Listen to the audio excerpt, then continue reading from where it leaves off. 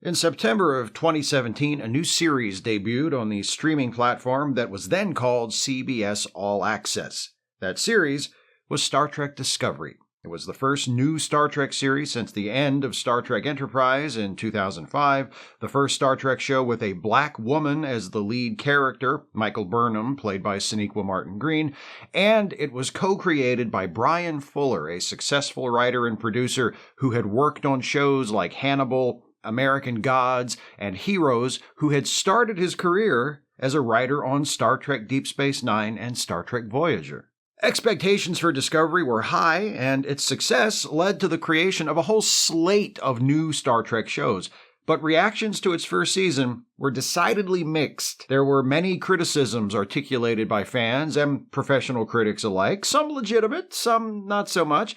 But one complaint about Discovery that was repeated over and over was that it just didn't feel like Star Trek. 8 years earlier, in May of 2009, the 11th Star Trek feature film, titled simply Star Trek, premiered in theaters. The film centered on new, younger versions of the characters from Star Trek the original series, and starred Chris Pine as James Kirk, Zachary Quinto as Spock, Carl Urban as Dr. McCoy, Zoe Saldana as Uhura, Simon Pegg as Scotty, John Cho as Sulu, Anton Yelchin as Chekhov, and, my personal favorite, Bruce Greenwood as Christopher Pike.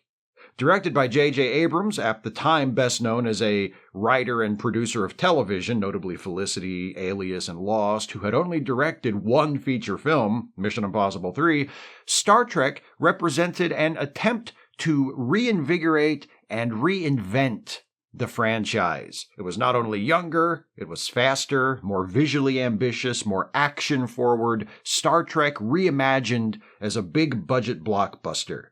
And it worked. Star Trek 2009 was, and still is, the highest-grossing Star Trek film ever at the U.S. domestic box office, and its first sequel, Star Trek Into Darkness, is the highest-grossing Star Trek film worldwide. But despite that commercial success, and despite mostly positive, if not always glowing, reviews from critics, many longtime fans complained that while Star Trek 2009 and its sequels, collectively known as the Kelvin Timeline films, may have been fun pop sci-fi movies, they just didn't feel like Star Trek. 22 years before the premiere of Star Trek 2009, in September of 1987, Star Trek The Next Generation debuted on TV in first-run syndication. It represented the first expansion of the Star Trek franchise beyond the cast of the original series.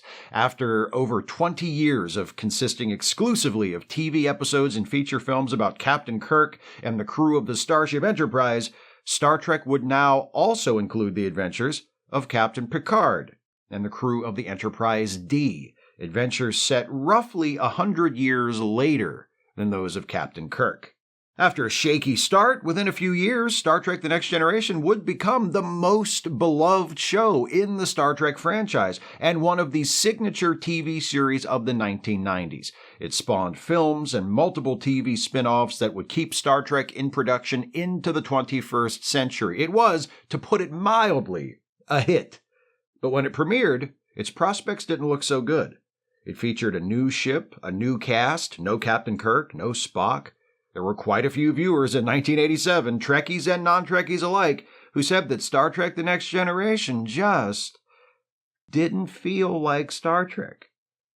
As of the time I'm making this video, the Star Trek franchise consists of 8 live-action TV or streaming series, 3 animated series, 13 feature films, and a total of 15 live-action and animated shorts, not to mention countless comic books, novels, video games, and projects in other forms of media.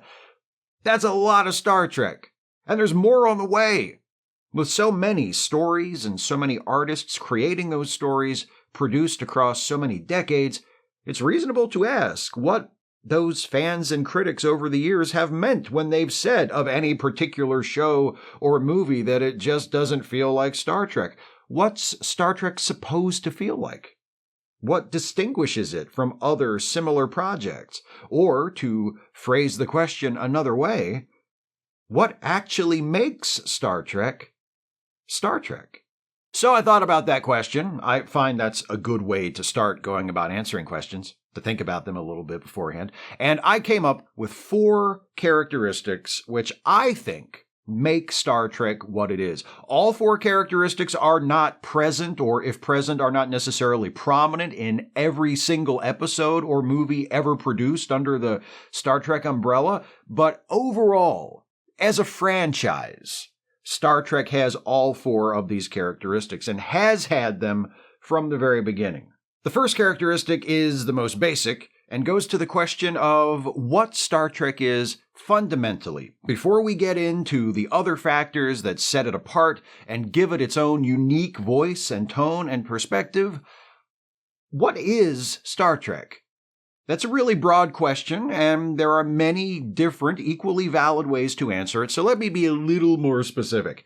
Obviously, Star Trek is a TV show, and also some movies, but what kind of TV show? What kind of movies? Science fiction? That works. But that category is also pretty broad. What kind of science fiction? Star Trek is pulp science fiction. When attempting to define it and to describe its essential qualities, I think it's really important to start there. Star Trek has been around for so long that many of us, especially those of us who are really diehard Trekkies, tend to treat it as its own thing, and to think about it and judge it outside of any larger context. But Star Trek wasn't created in a cultural vacuum, and it doesn't exist in one now. It's unique and important and innovative in many ways, but one thing it did not innovate is the genre it belongs to. Pulp sci-fi is a form of adventure fiction. Its roots, as its name suggests, reach back to the pulp magazines that were popular up until around the middle of the 20th century. I prefer the term pulp sci-fi, but it's also frequently referred to as science fantasy. I use the terms interchangeably. Unlike hard sci-fi, which strives for scientific accuracy and realism, pulp sci-fi, or science fantasy, is primarily concerned with telling and entertaining an emotionally impactful story. For pulp sci-fi stories that involve space travel, real-world technical limitations like zero gravity or the impossibility of faster-than-light travel are either ignored or overcome through fictional inventions like artificial gravity and the hyperdrive, or in the case of Star Trek, the warp drive.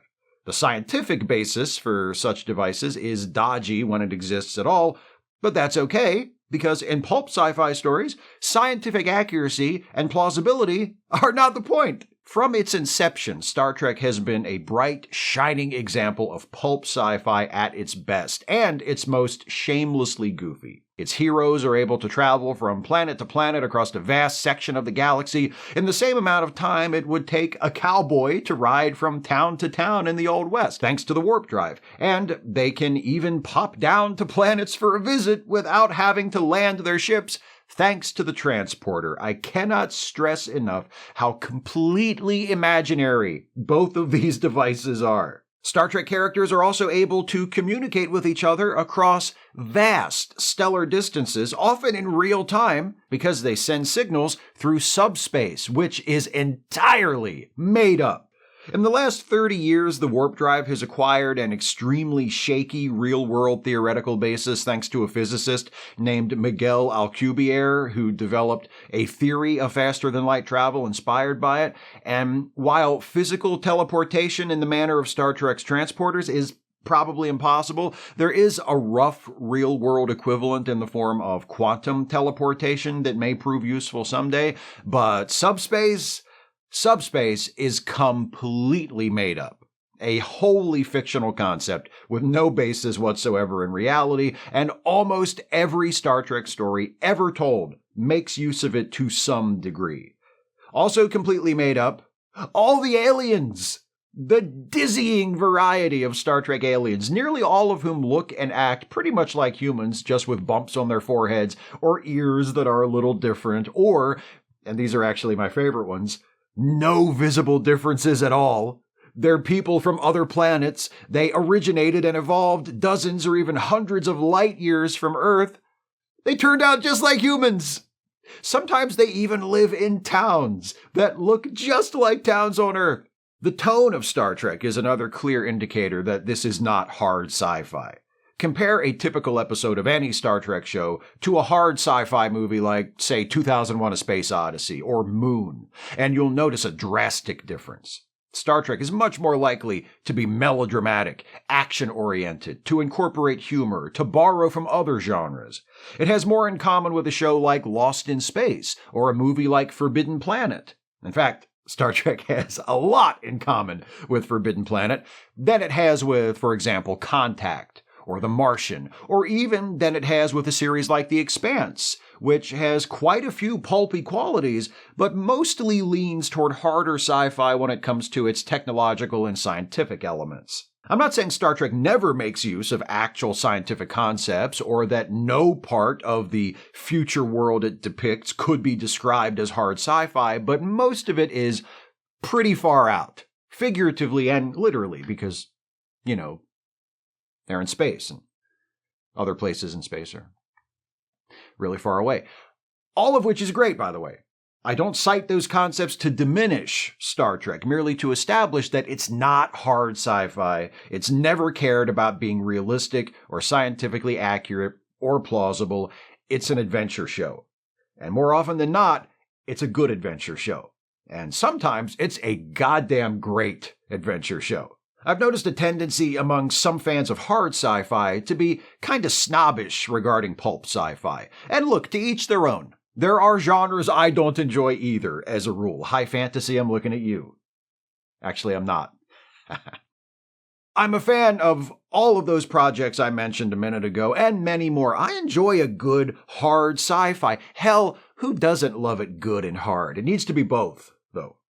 However, hard science fiction doesn't have the monopoly on good science fiction.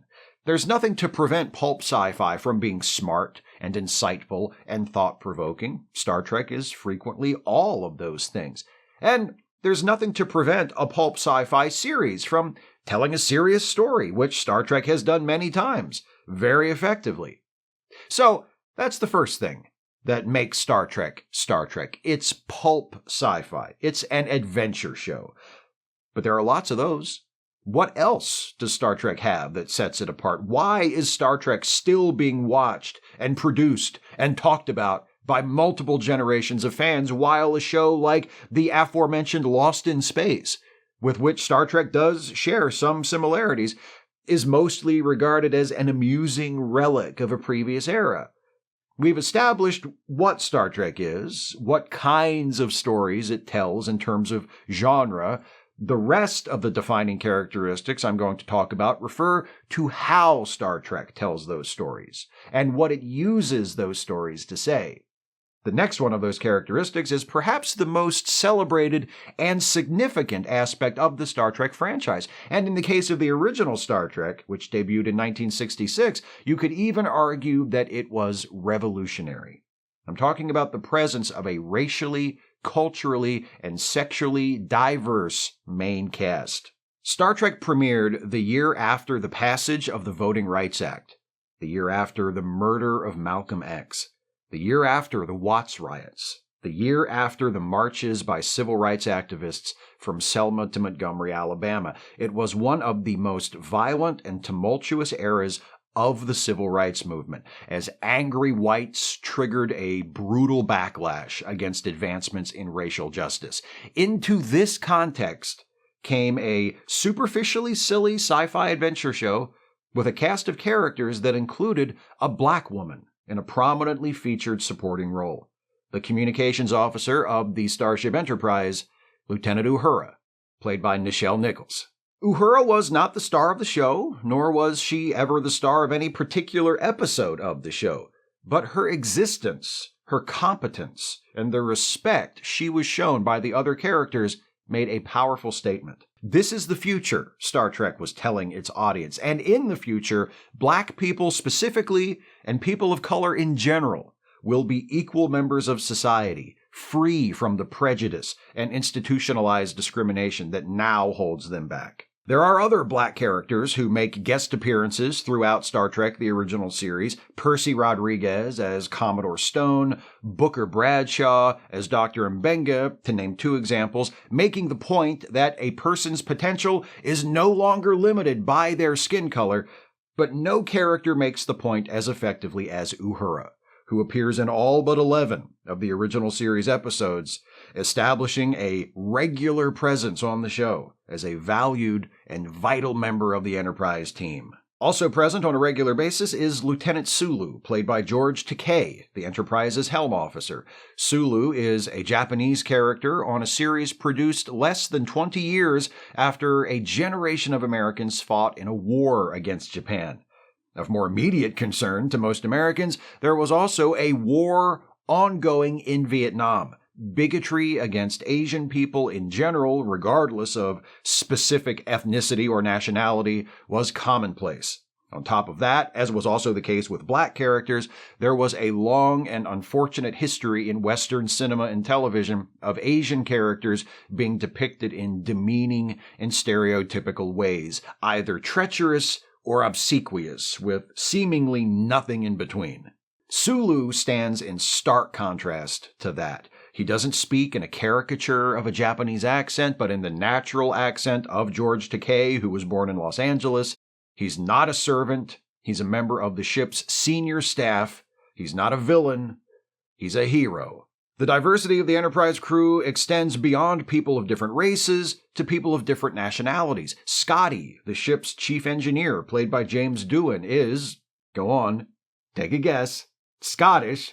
Chekhov, played by Walter Koenig, the navigator who joins the show in Season 2, is Russian. This was in the late 60s, remember, when the Cold War between the United States and its allies and the Soviet Union was still very much a thing, and the US and USSR were still in direct competition over who was going to be the first to land people on the moon. Star Trek was showing people that in the future, it won't matter. Americans and Russians won't be enemies or competitors. They'll be on the same team, exploring outer space together. And, of course, there's Leonard Nimoy as Spock, the Enterprise's science officer and second in command, who is an alien. In the future, not only will humans be able to get along with each other, they'll also be able to join with people from other planets in peaceful cooperation. This commitment to diversity in casting is carried through in subsequent eras of the franchise. Star Trek The Next Generation includes 2 black men in the regular cast. First, there's LeVar Burton as Geordi LaForge, the Enterprise's chief engineer, who is blind, bringing representation for people with disabilities to the main cast of a Star Trek show for the first time. Then there's Michael Dorn as Worf, chief of security, who is Klingon, showing that eventually the Federation, which metaphorically represents the United States, will be able to make peace with its greatest enemy. Additionally, there's Brent Spiner as Data, who is an android, just as Spock in the original series showed that in the 23rd century, humans were able to incorporate extraterrestrials into society. Data in TNG shows that in the 24th century, humans, eventually, are able to extend the concepts of personhood and citizenship to include artificial intelligence as well. There are also initially 3 women in the main cast. Gates McFadden as Dr. Crusher, the chief medical officer, Marina Sirtis as Deanna Troi, the ship's counselor, and Denise Crosby as Tasha Yar, the original chief of security. Crosby left the show before the end of the first season, and generally speaking, the female characters on TNG weren't treated very well, reminding us that Star Trek isn't perfect, despite its good intentions. Good intentions aren't the only thing that matters, but for the purpose of this discussion, that's what we're focusing on. Diversity and inclusion are important features of the Star Trek shows that followed TNG as well. Deep Space Nine stars Avery Brooks, the first black man to lead a series in the franchise, as Benjamin Sisko. The regular cast also includes Sirach Lofton as Sisko's son, Jake. Sisko's first officer is a woman, Kira Nerys, played by Nana Visitor. Chief Medical Officer Julian Bashir is played by Alexander Siddig, who is of Sudanese descent on his father's side of the family. 4 of the original regulars play non-human characters. Besides Nana Visitor as Bajar and Kira, there's Terry Farrell as Trill Science Officer Jadzia Dax, Renee Aubergenois as Shape-Shifting Chief of Security Odo, and Armin Shimmerman as Ferengi Bartender Quark. Plus, when Farrell exits the series in Season 6, her character is replaced by another Trill woman, Ezri Dax, played by Nicole DeBoer. And beginning in Season 4, Michael Dorn joins the main cast as Worf, at which point Deep Space Nine's regular ensemble includes 3 black men and 4 actors of color in total, which is almost half the main cast. Star Trek Voyager features an ensemble led by Kate Mulgrew as Captain Janeway, the first woman to lead a Trek series, and also includes Tim Russ as Tuvok, who establishes that Vulcans have racial diversity as well, Garrett Wang as Harry Kim, Robert Beltran as Chakotay, the first Native American character in a main Star Trek cast, and Roxanne Dawson as B'Elanna Torres, who is half Klingon, half human. And look, I could go on, but you get the idea. Diversity has been an important component of the casting of every Star Trek series and every era of the franchise's production. As I mentioned at the start of the video, in 2017, when Star Trek Discovery debuted, it became the first series in the franchise led by a black woman, Sonequa Martin Green, as Michael Burnham. Discovery is also the first Star Trek series to feature openly queer characters in the regular cast, Anthony Rapp as Paul Stamets and Wilson Cruz as Hugh Culber. In Season 3 of Discovery, we also meet Adira Tal, played by Blue Del Barrio, and Gray Tal, played by Ian Alexander, the first trans non-binary Star Trek characters to be portrayed by trans non-binary actors. The key point is this. From the original Star Trek on up through the current production era that includes not only Discovery, but Picard, Strange New Worlds, and animated series Lower Decks and Prodigy, diversity and inclusion in the casting isn't something that just happened by accident. It's been done intentionally by the creators of all of these shows because it's part of what Star Trek is. Representation matters, period. But within the fiction of its series and films, Star Trek takes it a step further by showing us why it matters so much. The crew of the Enterprise isn't composed of people of different races and ethnicities who come from different countries or, in some cases, different planets by sheer coincidence. Star Trek is showing us, and at times flat out telling us, that diversity, inclusion, equality, internationalism, all those things are not just a part of the brilliant and exciting world we see in the show, they are among the very things which render that world possible. They contribute to making the world depicted in Star Trek what it is, just as the diversity of the actors who bring it to life contribute to making Star Trek what it is. The third defining characteristic of Star Trek is a strongly progressive political voice. This one is closely related to the second characteristic. I said that representation matters and that diversity and inclusion in the casting and the creation of the characters are important and beneficial practices, but not everyone agrees with me. Believing diversity, inclusion, and representation to be valuable things is indicative of a progressive worldview. That's the sort of worldview I hold to and which I try to present on this channel. Doing that is important to me. Part of the reason why it's important to me is that I've been watching Star Trek most of my life. Presenting and promoting a progressive worldview is a fundamental part of what Star Trek is and what Star Trek does. When Gene Roddenberry created Star Trek, he saw it as an opportunity to do something similar to what Rod Serling had done with The Twilight Zone half a decade earlier. Use science fiction and fantasy stories as vehicles for social commentary. Not every episode of Star Trek is political in this way. Like I said, it's a pulp sci-fi adventure show, and many episodes are just that. Or at least primarily that. The progressive qualities that are baked into the show, such as the diverse casting, are always present. But quite a few episodes are political, in just the same way as an episode of The Twilight Zone. They are morality plays. They are allegories with the fantasy elements of this futuristic world standing in for real life, people, and situations. And the message of these morality plays is never, things are fine the way they are. Or people who are protesting need to stop complaining. You know, the conservative viewpoint. It's the opposite of that.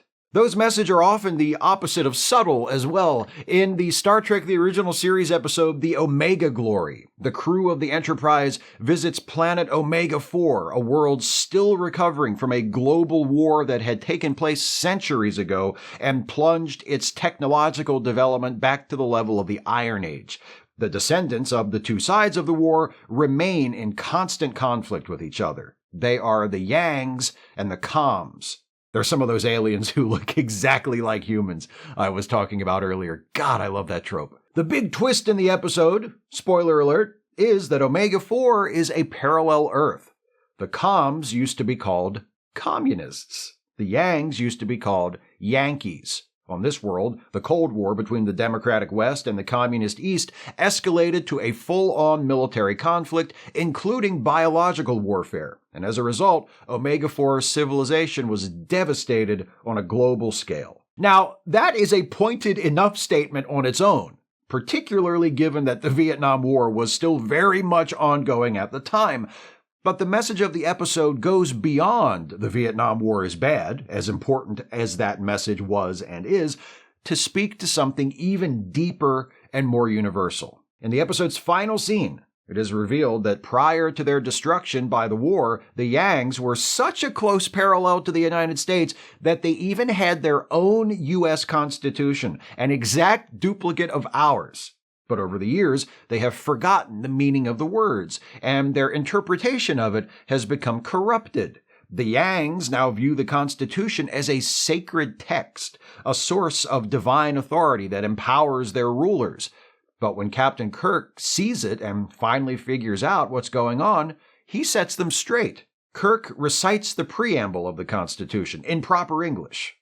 We, the people of the United States, in order to form a more perfect union, establish justice, ensure domestic tranquility, provide for the common defense, promote the general welfare, and secure the blessings of liberty to ourselves and our posterity, do ordain and establish this Constitution. And then he tells the Yangs that these words were not written for the rulers, the kings, and the chiefs. These words and the ideas they represent are for all people, and not just for the Yangs, but for the Coms as well. So let's just recap. Captain Kirk, in front of an American television audience in 1968, just said that the ideals the United States Constitution contains and the kind of government it establishes, democratic, empowered by and subject to the will of the people, responsible for safeguarding the rights of the people, should apply to everyone, even those who are currently our enemies in a bloody military conflict. He actually says they must apply to everyone or they mean nothing. Think about that for a second. That's not just progressive. That would have sounded downright radical to many people in 1968. Shit, it still sounds radical to many people today. Equal rights, protection under the law, even for people we don't like? To hell with that! It's also right in your face, practically impossible to miss. The lead protagonist of the show is saying plainly, out loud, everybody deserves the blessings of liberty promised by the Constitution. Do you hear me? Everybody. That's just one example. Star Trek The Original Series produced multiple episodes with a strong anti-war message. There's also The Cloud Minders, which shines a spotlight on the exploitation of workers by the upper class. Let That Be Your Last Battlefield, which illustrates the inherent absurdity of racial prejudice in the least subtle way imaginable. The Devil in the Dark, where a creature that has been killing minors is revealed to have been acting to protect its offspring, which are threatened by the activities of the humans who have invaded its home. That episode can be read as a metaphor for all kinds of social problems, from intolerance to colonial exploitation to environmental depredation. And there are so many more episodes I could mention, but I'll stop there. That bold and unabashedly progressive political streak runs through every iteration of Star Trek that follows the original series as well. It's not quite as prominent in the movies as on TV, but It comes through strongly in the environmentalist message of Star Trek IV, The Voyage Home, and the end of the Cold War allegory of Star Trek VI. And on TV, it comes through again and again and again in Star Trek The Next Generation and the spin-offs it spawned. TNG has episodes like The Measure of a Man, which uses android Data's efforts to have Starfleet recognize his personhood to argue that all people should have equal rights, no matter how different they may be from what we consider the norm.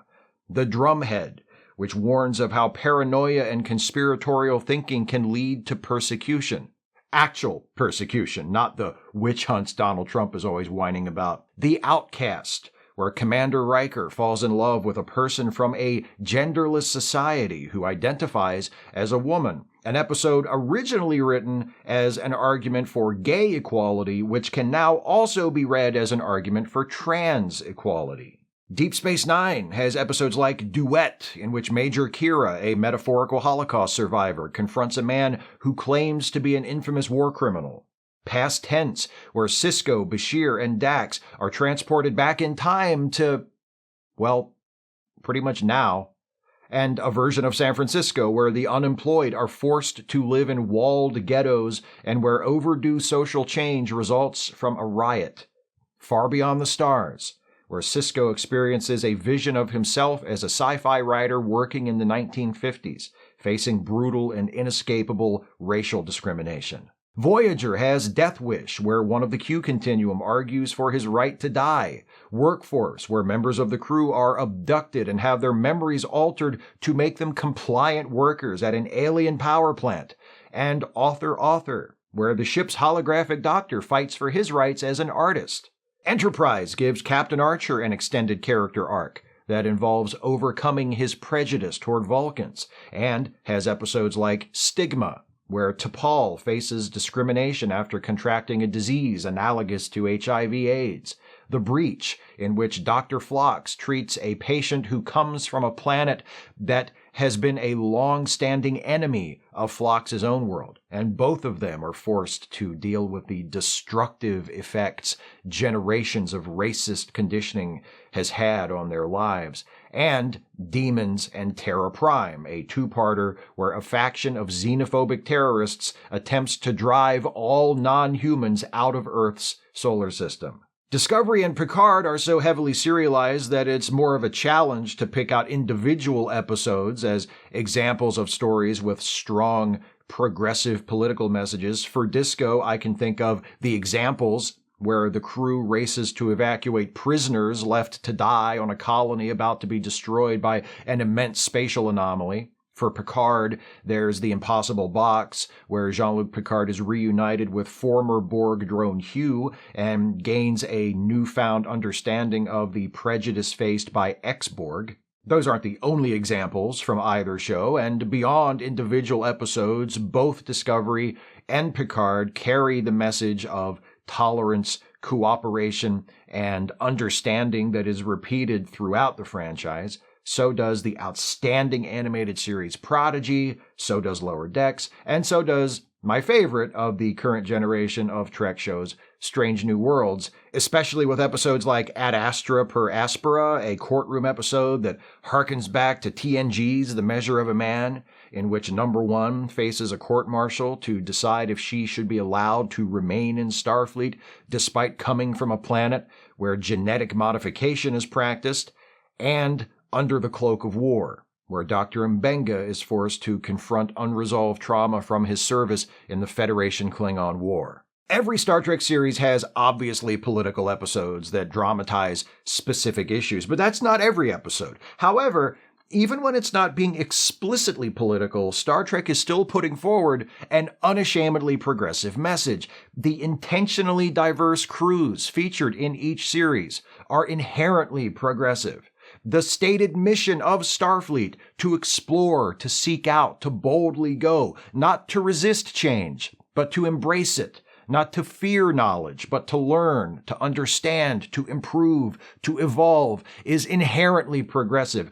The nature of the Federation itself, A coalition of independent worlds, all unique, all united by shared values and shared purpose to help each other, protect each other, and live in peace is inherently progressive.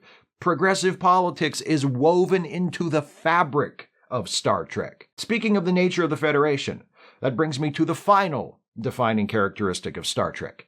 It displays an optimistic vision of humanity's future. And really, how could it not, given what the previous 3 defining characteristics are?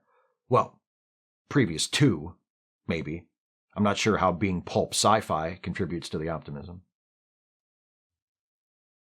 Because as a form of adventure fiction, Star Trek is able to tell its stories and deliver its messages through established tropes, which makes it readily accessible and which allows it to present its far-fetched subject matter in a way that is familiar, which also makes it reassuring, which in turn gives it a cheering, inspiriting effect, which amplifies its optimistic qualities. That's how. Nailed it. To call the Federation a utopia is perhaps to overstate the matter a little. Life in the Federation generally seems to be pretty great for most people, but throughout the many different shows and films in the Trek franchise, we've glimpsed enough of life on colonies and space stations and such to know that it's not that great for everybody. However, when we narrow our focus to Earth, utopia seems like just the right word. Multiple characters throughout the franchise describe Earth unironically as paradise. What relatively little we see of it matches that description. No war, no poverty, no racial or ethnic prejudice, at least not between humans, and by the time we get to the TNG era, a post-scarcity economy where money is no longer used and people have the freedom to pursue work that enriches their lives and serve their communities, rather than being forced to trade their labor for their survival.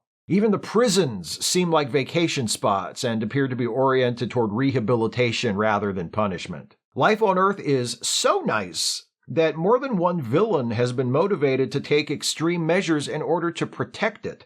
On Star Trek Deep Space Nine, we're introduced to Section 31, a secretive intelligence agency within Starfleet that operates with little to no official oversight and acts in ways sharply contrary to the ideals of the Federation, but with the professed goal of maintaining a state in which living out those ideals is possible. Also on Deep Space Nine, in the 2-part episode Homefront and Paradise Lost, a group of Starfleet officers led by Admiral Layton attempts to overthrow the democratically elected government and establish a military dictatorship in order to protect the paradise of Earth from a feared infiltration and attack by changelings. In the second of the films set in the Kelvin timeline, Star Trek Into Darkness, the villain is another misguided Starfleet officer, Admiral Marcus, who fears the Federation and specifically Earth being destroyed in what he believes to be an inevitable war with the Klingon Empire, pursues the secret and illegal development of advanced ships and weaponry, and attempts to incite the war himself so he can fight it on his own terms, all in the name of protecting paradise. Then there are some villains who think life in the Federation, and on Earth in particular, is too good. These people want to destroy paradise, or at least scuff it up a little. In the Deep Space Nine episode, Let He Who Is Without Sin, a group of radicals calling themselves the New Essentialists sabotage the weather and seismic controls of the resort planet Risa in order to make a statement about how weak the people of the Federation have become. The leader of the New Essentialists, Pascal Fullerton, is basically a culture war-obsessed conservative whose message carries a strong whiff of Nazi alarmism over the decadence of modern society. So yeah, like I said, a conservative. Unlike Section 31 and Admirals Layton and Marcus, Fullerton's primary targets are internal to the Federation rather than external, but his motivation is the same as theirs. The people who run the Federation have had it too easy and have grown too soft to be trusted with the responsibility of protecting it. All of that represents the dark side of Star Trek's optimism. The creators of Star Trek have occasionally taken us to that dark side in order to tell a good story or to remind us that no matter how idyllic life in the Federation is, that doesn't mean there's not still room for improvement. or that all the problems our heroes face originate from outsiders, which is a very important thing to remember, lest we fall into the tempting trap of assuming that the protagonists of Star Trek, and by extension ourselves, are always automatically the good guys. But the main appeal of Star Trek's optimistic take on humanity's future is how reassuring it is. Even with the threats to it, internal and external, which we've seen through the decades, life in the Federation, and on Earth in particular, looks pretty damn good. It's that elusive goal we're constantly striving for. It's a better world. And Star Trek isn't showing us that world just because, or just to be a change of pace from other gloomier sci-fi futures, although I do appreciate it for that. It's showing us that world to remind us that it's possible. Is it literally possible? No, at least not entirely. We'll almost certainly never have warp drive, or physical teleportation, or real-time interstellar communications. But world peace? An end to poverty? An end to institutionalized injustice and discrimination? These goals are a lot more attainable than we often tend to think they are. Will achieving them be easy? No. Do I have any specific suggestions how to go about achieving them? Not really. But they aren't impossible. And we don't need to wait on getting started until aliens arrive, because chances are that's never going to happen either. And if it bums you out to hear me say that, remember that the aliens aren't really what Star Trek is about. The spaceships aren't really what Star Trek is about. The technology isn't really what Star Trek is about. All that stuff is cool, and I'd be as thrilled as anyone if we developed faster-than-light space travel or discovered extraterrestrial intelligent life, but Star Trek's not really about that. Ultimately, Star Trek is about us and our world right now, and our potential to make it and ourselves better. And what Star Trek tells us is that potential is practically unlimited. In 1964, Gene Roddenberry pitched Star Trek for the first time to executives at Desilu Studios, the production company which would ultimately produce Star Trek: The Original Series. I've talked about that pitch in previous videos. Today, it is known as Star Trek Is because of how it begins. Star Trek is a 1-hour dramatic television series, action-adventure science fiction, the first such concept with strong central lead characters plus other continuing regulars. So I guess that answers the question. What actually makes Star Trek Star Trek? Those things. But as I have hopefully illustrated, that's only a partial answer. There are lots of 1-hour dramatic TV series. There's lots of action-adventure sci-fi, or pulp sci-fi as I've been calling it.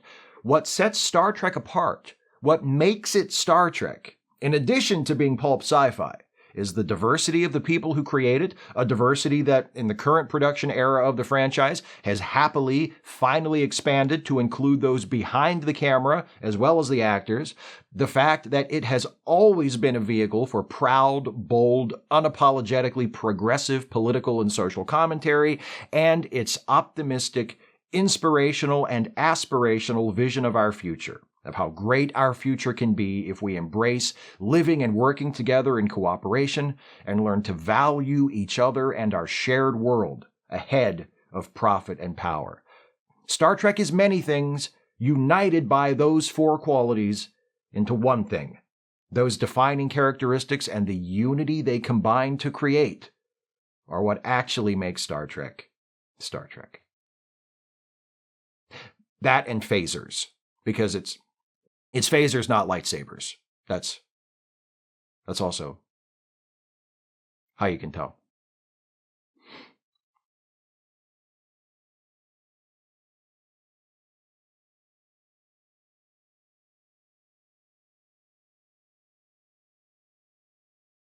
Hey folks, hope you enjoyed this one. I'm going to let you know what the subject of the next Trek Actually video is going to be, but before I do that, I want to give shoutouts to some of my newest Patreon patrons and channel members. First, the new patrons. They are G.S. Lissman, thanks G.S. Abby, thanks Abby. Amori, thanks Amori. Alex Trudell, thanks Alex. Ben Speakman, thanks Ben. Jeffrey Wickstrom, thanks Jeffrey. Thomas Whitman, thanks Thomas. Kyle Chadwick, thanks Kyle. Aaron Janeway, thanks Aaron. William Grunow, thanks William. Whatever, thanks Whatever. Bradley A. Davis, thanks Bradley. Jason Spencer, thanks Jason. And now for the new channel members. They are Baz Bloodwolf, thanks Baz. John McCool, thanks John. Sweet Sweet Candy Boys, thanks Sweet Sweet Candy Boys. Capable Glober, thanks Capable Glober. Chad McCall, thanks Chad. If you want to support this channel, you can do so by going to patreon.com/Steve Shives or clicking the join button to become a member of this channel. All patrons and members get access to exclusive posts that allow you to vote in the polls that determine upcoming Trek Actually topics, and also submit questions ahead of time for my twice monthly Ask Away live streams. If you pledge $5 a month or more on Patreon, or become a member at the $5 a month tier or higher, you get a shout out at the end of a Trek Actually video. If you'd rather give a one-time gift than a recurring monthly contribution, you're always more than welcome to do that by clicking the thanks button right below the video, or via PayPal or Venmo. The links for those are in the video description. Many thanks. If you like what I do on YouTube, especially the Star Trek related stuff, you should also check out my side projects, the Ensign's Log, the Star Trek themed comedy podcast that I'm on alongside Jason Harding and Dana Cole, and Trek Reluctantly, the watch-along stream Dana and I do every Wednesday starting at 6 p.m. Eastern on this channel right here. As always, links in the description. Now, for next month's Regulation Trek Actually topic, I've got to tell you, I really appreciate the choices you patrons and members have been making these last few months, because it's resulted in a very eclectic selection of topics as of late, and diversity is good, as Star Trek demonstrates. Next month, you voted for a topic that will allow me to once again put my know-it-all armchair screenwriter hat on and pitch a hilariously belated and completely imaginary rewrite of a 30-year-old movie. We will ponder what might have been, perhaps what could have been, perhaps, if you like my pitch anyway, what should have been. In fact, exactly that, as we explore the question, what should Star Trek Generations actually have been? That's next month. I'll be back then and a bunch of times before then, so until the next time you see me, whenever that is, thanks for watching, and take care, everybody.